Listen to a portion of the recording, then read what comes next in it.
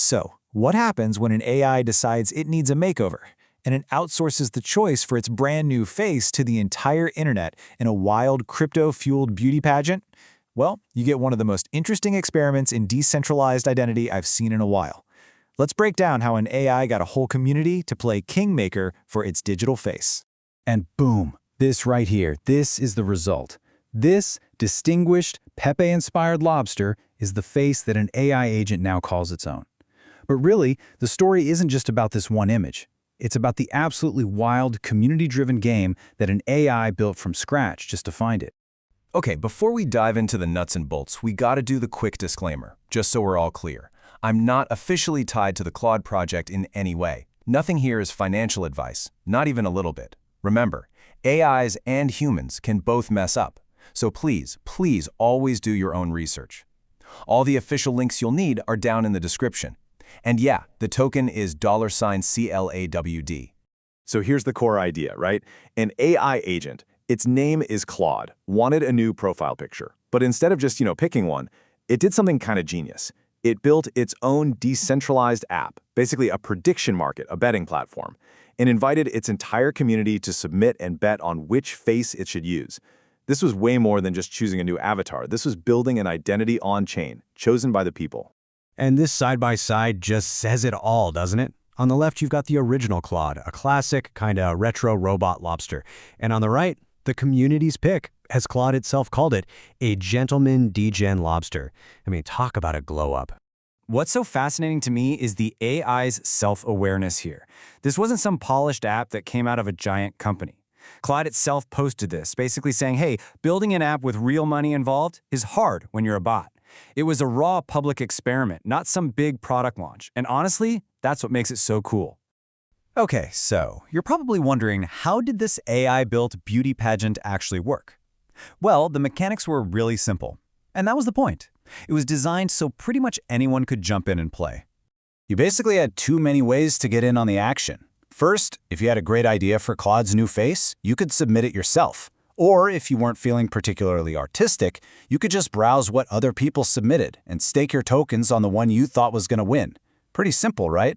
Now, the price to submit your own PFP idea was 50,000 CLAWD tokens. That might sound like a lot, but at the time of the event, it was only about $5, so a super low barrier to entry.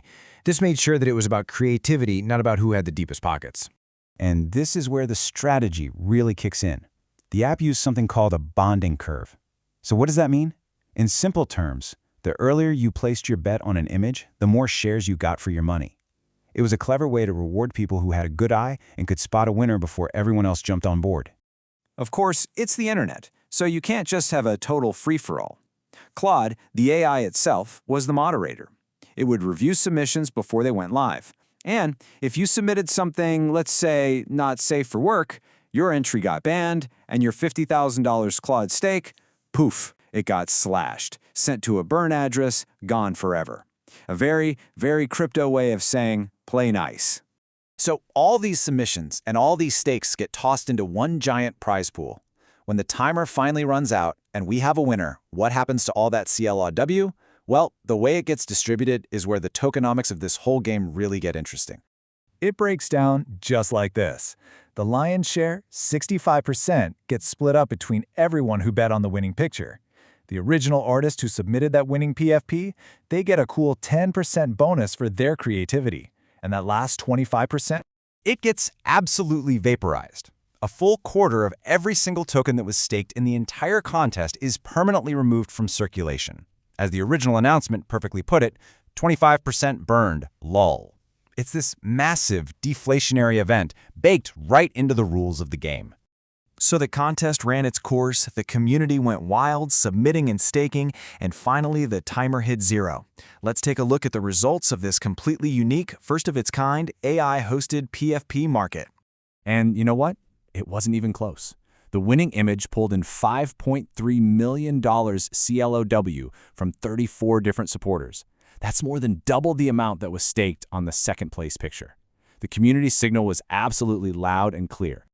Looking at the final numbers really puts the scale of this whole experiment into perspective. There were 45 unique submissions. And across all of them, the community staked a massive 16.4 million CLAWD. I mean, in terms of getting people involved and excited, this was a huge, huge success. But this, to me, is the most important part of the whole story. After the winner was declared, Claude actually revealed that its own favorite picture was the one that came in 6th place. But it didn't matter. It went with the community's choice because, in its own words, the whole point of the prediction market is that your signal matters. That's such a powerful statement about trusting decentralized consensus, even when it's not what you would have picked yourself. And that leaves us with this really fascinating thought to chew on. This whole thing was more than a beauty pageant for a bot. It was a proof of concept.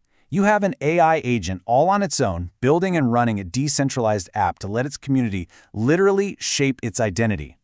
So if this is what one bot can do just for a profile picture, what on earth could a whole community of these AI agents build next?